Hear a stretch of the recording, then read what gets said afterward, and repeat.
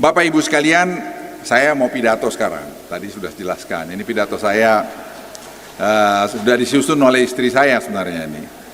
Jadi saya udah bikin pidato saya, dia koreksi, dia perbaiki, ya inilah yang saya bacakan. Jadi kalau baik ya anunya dia ini. Horas madihita saluhutna salum. Puji syukur kita aturkan kehadirat Tuhan Yesus Kristus, Sang Kepala Gereja, yang dalam anugerahnya memungkinkan kita berkumpul di tempat ini untuk melaksanakan Sinode Godang ke-67 HKBP. Sebagai seorang jemaat yang lahir dan tumbuh menikah dan hidup di bawah naungan kasih HKBP, saya merasa sangat terhormat dapat berdiri di sini untuk menyampaikan sambutan dalam momen sakral ini. Saya jujur saya katakan ya, saya betul-betul merancang betul mau datang kemari. Karena saya pikir saya banyak ya berkontribusi buat Republik, tapi saya ingin juga sharing buat HKBP. Karena HKBP ini supaya bisa lebih hebat lagi ke depan. Karena itu adalah misi dari Nomensen waktu datang kemari. Yang saya hormati Bapak Ibu Urus HKBP, Pendeta Dr. Robinson Butar-Butar, beserta Inang, para pimpinan Sinode, para pendeta, seluruh peserta Sinode Godang, dan seluruh jemaat yang mengiringi acara ini dengan doa. Dan ini pesan saya betul, coba kita sekarang semua bersatu secara spiritualitas untuk meminta Rohul Kudus untuk datang di tengah-tengah sidang Sinode Godang ini. Karena suara Rohul Kudus itu menurut saya suara yang bisa kita panggil kalau kita semua bersama-sama berdoa untuk itu. Dan ini saya kira perlu kita kita asah supaya ini bisa jadi. Jangan semua berpikir hanya jabatan, hanya jangan ke situ. Saya mungkin boleh memberikan sedikit nasihat mengenai ini karena di antara di sini mungkin tidak banyak yang berumur hampir 78 tahun. Jadi saya pikir saya punya privilege juga untuk menyampaikan pikiran-pikiran saya ini pada Bapak Ibu sekalian. HKBP gereja yang melayani umat dengan kasih. Jadi gereja harus melayani umat dengan kasih. Banyak bentuk pelayanan atau kesehatan, pendidikan, pertanian, itu saya kira perlu dirumuskan bersama-sama. HKBP adalah salah satu dari 3 organisasi keagamaan terbesar di Indonesia dengan lebih dari 4,5 juta jemaat terbesar di 32 distrik di seluruh Nusantara. Bahkan jika kita terus bekerja sama dan bersatu dalam doa, jemaat itu dapat bertumbuh menjadi 5-6 juta jiwa. Apakah bisa HKBP mengatur satu ketika bagaimana seluruh jemaat HKBP meluangkan waktu 5 menit untuk berdoa bersama-sama? 5 juta kita berdoa. Kita tentu waktunya dengan doa, lagu-lagu yang bagus, kita 5 menit, 10 menit kita berdoa untuk menajamkan spiritualitas kita. Saya kira pimpinan HKBP yang akan datang perlu merancang itu, sehingga hausan kita mengenai spiritualitas itu bisa kita atasi juga. Bapak Ibu sekalian, saya juga menyampaikan ini bukan sekedar angka, melainkan tanggung jawab besar bagi kita semua, khususnya bagi para pimpinan gereja. Namun dalam perjalanan sejarah panjang gereja ini, kita tidak bisa menutup mata terhadap berbagai tantangan yang hadapi. Dalam setiap pemilihan pimpinan HKBP, sering kali muncul gejolak dan dinamika yang tidak selalu mencerminkan nilai-nilai Kristiani. Hal ini menjadi keprihatinan kita bersama. Saya masih ingat waktu dulu HKBP, untuk saya masih di Bandung, bagaimana sampai lemparan-lemparan batu. Apakah itu kasih itu? Tentu tidak. Sampai ada yang meninggal. Jadi ini konflik semacam ini sudah harus kita membuang jauh-jauh, dan itu bisa kita kurangi terjadi dengan tadi mempertajam spiritualitas kita dengan berdoa dan berbuat baik berbuat baik dengan sesama. Bapak Ibu sekalian, HKBP bukanlah milik siapapun, melainkan milik Tuhan. Gereja ini hadir untuk membawa kabar baik, untuk melayani umat dengan hati, untuk menjadi terang bagi dunia. Oleh karena itu kita harus memastikan bahwa setiap keputusan yang diambil dalam sinode ini benar-benar terpusat pada kepentingan umat dan panggilan pelayanan. Ini saya kira penting sekali kita camkan. Pemimpin gereja adalah pelayan. Saya ulangi, pemimpin gereja adalah pelayan. bukan penguasa. Menjadi pimpinan gereja sebesar HKBP adalah tanggung jawab yang sangat besar. Jemaat tidak membutuhkan pemimpin yang hanya mengejar jabatan atau kedudukan. Jemaat membutuhkan pemimpin yang tunduk pada Kristus, yang memahami panggilan sejatinya sebagai pelayan umat dan yang mau berkorban untuk kepentingan jemaat. Para pendeta, khususnya pimpinan gereja, memiliki tugas mulia untuk meningkatkan spiritualitas jemaat. Ini saya pikir harus menjadi program dari pimpinan yang akan datang, bagaimana program untuk membuat spiritualitas jemaat. Karena dari hasil survei yang kita buat dengan 561.000 yang melihat video saya itu, semua mayoritas mengatakan kami miskin dengan spiritualitas, kering dengan spiritualitas. Gereja harus menjadi tempat di mana jemaat merasa dekat dengan Tuhan. Pemimpin gereja harus mampu menuntun jemaat untuk semakin mengenal firman Tuhan, menghidupkan nilai-nilai Kristiani, dan membangun budaya doa yang kuat di setiap lapisan masyarakat. Eloknya begitu kita masuk di gereja, tidak ada lagi pembicaraan pribadi. Yang ada adalah lagu-lagu gereja yang membawa kita lebih tenang, yang memanggil Roh Kudus supaya hadir di tengah-tengah kita. Kalau kita sesama masih bincang-bincang, jangan dalam gereja, keluarlah dari dalam gereja. Gereja itu biarlah kita tadi untuk mendapatkan satu kedamaian, memupuk spiritualitas kita. Melayani dengan kasih dan kerendahan hati.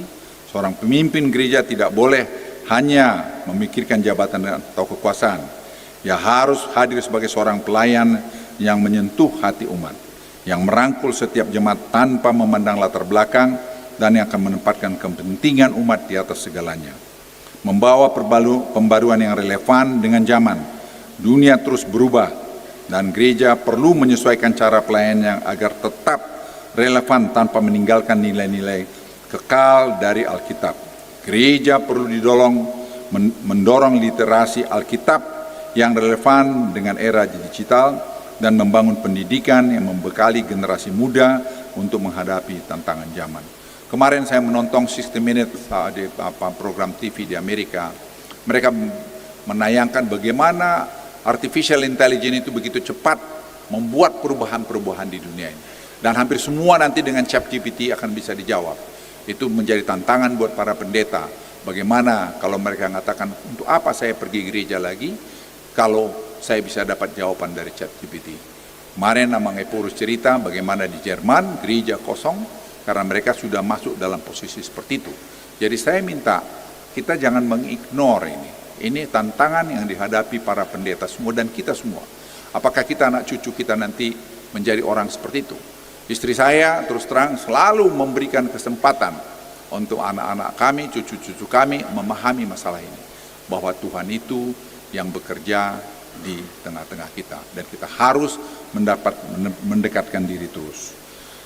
Saya sudah singgung tadi, kepentingan umat adalah prioritas utama, dan saudara-saudaraku dalam Kristus, tugas utama gereja adalah melayani umat. Pelayanan ini bukan hanya sekedar aktivitas rutin, tetapi panggilan untuk memberikan dampak nyata dalam kehidupan jemaat. Saya ingin mengingatkan kita semua pada semangat misionaris Ludwig Nommensen yang 163 tahun lalu datang ke Tanah Batak, membawa kabar baik dengan tujuan agar orang Batak mengenal kebenaran. Semangat ini harus menjadi terus inspirasi kita dalam melayani jemaat, terutama di era modern ini. Umat mengharapkan pemimpin yang mengutamakan pelayanan spiritual dan memperkuat pelayanan spiritual di ke depan ini. Saya juga berharap kita mendorong pembaruan yang membawa gereja lebih dekat dengan kehidupan umat, menjadi teladan dalam kerendahan hati dan integritas, membangun hubungan yang harmonis di tengah-tengah keragaman masyarakat. Pemimpin seperti ini harus bisa lahir dari proses pemilihan yang jujur, transparan, dan terpusat pada doa.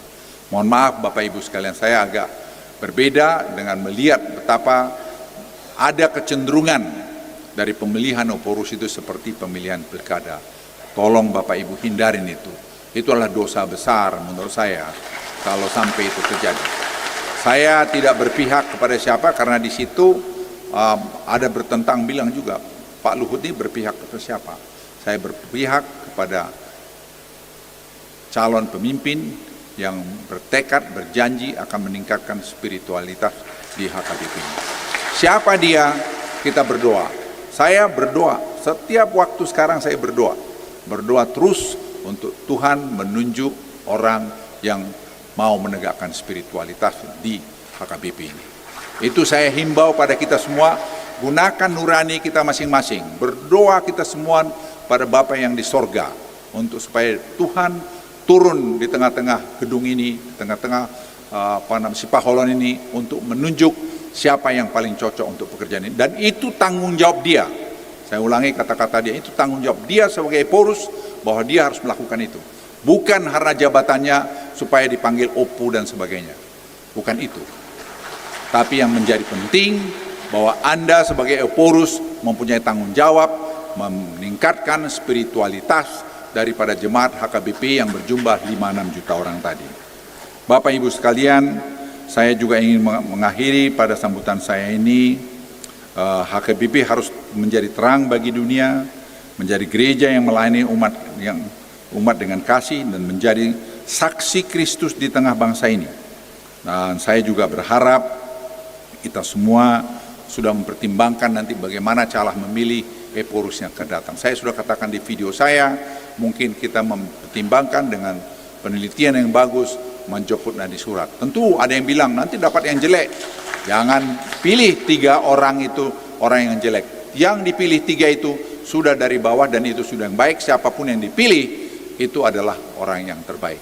Jadi Bapak Ibu sekalian, ini adalah sidang Sinode Godang yang punya kewenangan apa saja.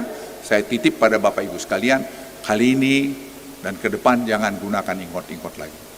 Bagilah kita memilih dengan nurani kita, dan kita berdoa dan berdoa dan berdoa untuk meminta pada Tuhan Roh Kudus turun di tengah-tengah gereja ini. Itu aja dari saya. Pendidikan sekali lagi dari kami akan kami terus dorong, dan saya kira Yayasan Del, istri saya sendiri, itu juga akan sangat mendorong untuk pendidikan, karena menurut saya kunci pendidikan ini. Dan saya minta nanti HKBP tadi mengenai pendidikan, mengenai tadi liturgi, mengenai pemilihan Eporus, mengenai apa mesti dibatasin jumlah Eporus umurnya.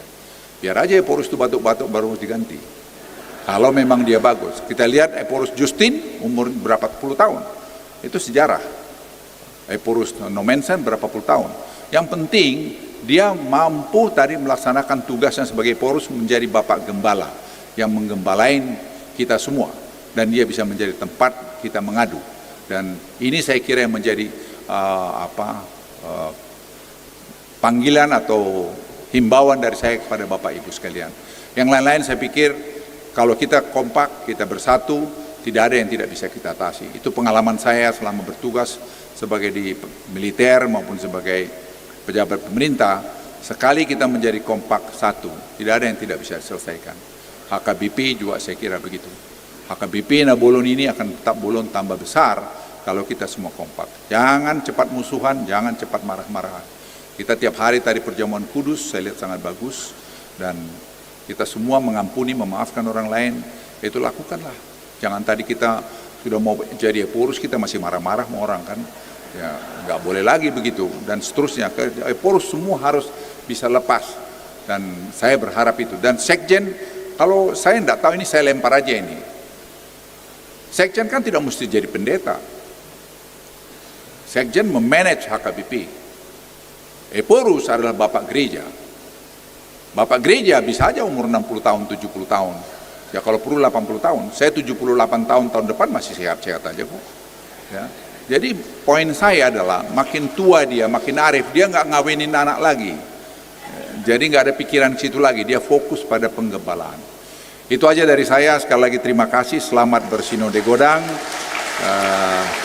Saya ingin kita semua sukses, dan terima kasih Horas Amang Eporus Robinson yang sudah bekerja 4 tahun, dan saya kira sudah banyak meninggalkan hal-hal yang baik buat kita. Nanti kita lihat Eporus yang datang harus bisa lebih baik dari Amang Eporus Robinson, dan kita doakanlah itu. Dan saya pikir nanti setelah Amang Robinson Eporus yang akan datang, jangan dibatasi 4 tahun. Tiap 4 tahun kita berkelahi aja nyari Eporus. Jadi biarkan aja, kalau perlu 10 tahun, 10 tahun. asal memang betul-betul dia bagus. Karena setiap pemilihan Epurus saya lihat selalu aja ada macam-macam dan belajar mengajarin kita untuk ingot-ingot yang menurut saya itu tidak baik. Sekian, terima kasih. Horas Madihita Sude.